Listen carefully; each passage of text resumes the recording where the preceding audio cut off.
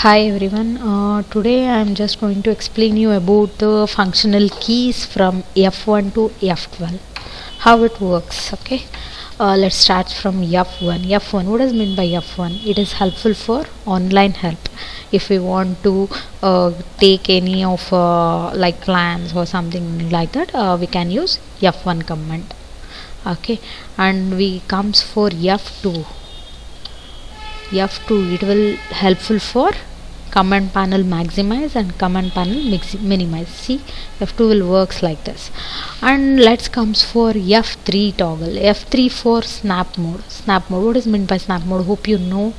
The snap mode means, just for an example, this is a rectangle and now I am on C. Snap mode will be on. I am taking a line. See, snap will be pointing. This is called snap mode. And let's come for F4. F4 means 3D snap on, same as snap but it will works on 3D. And let's comes for F5 command. F5 functional key, it is helpful for isoplane. Isoplane means, let's come here, this is a isometric drafting. I'm just clicking on it.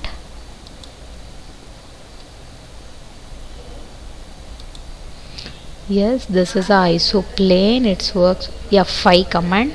It's helpful for isoplane. Isoplane, when it comes for, see here, I'll taking a line. See, now it's pointing for left. Isoplane right. It is for isoplane left. See, isoplane top and isoplane. Again it's isoplane right. This is how isoplane works. Okay, now I am just coming back for 2D drafting for normal. Now it comes for F6 command. What is it for? F6 for dynamic UCS. Dynamic UCS is nothing but it will be useful for 3D mode when we are using to put on a line while making 3D drawings in Autocad. Dynamic UCS will be gonna on.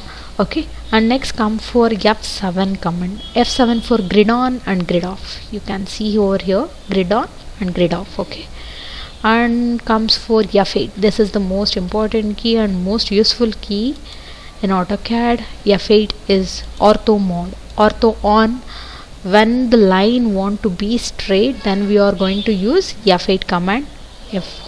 Ortho Mode on. When Ortho off, we can use like this. Hope you understood, right? Next we can come for F9 command. What is meant by F9? Snap on.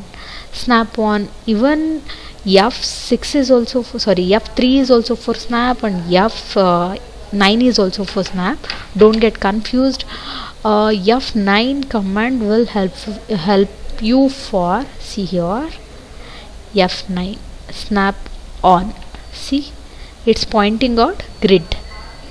This is what F9 command will work. It will gonna point out the grid point.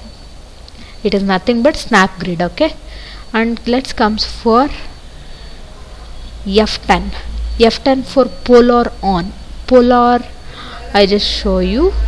See here, polar means we have to keep on the polar mode in the directions. We can change over the directions. Here you can set up polar trackings. This is called F10. And let's comes for F11. F11 command. This is for object snap tracking. What is meant by object snap tracking?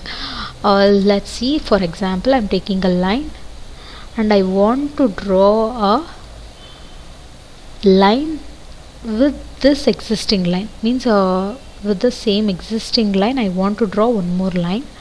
Just wait for a while. Yeah, now I'm taking a line. Yes, see,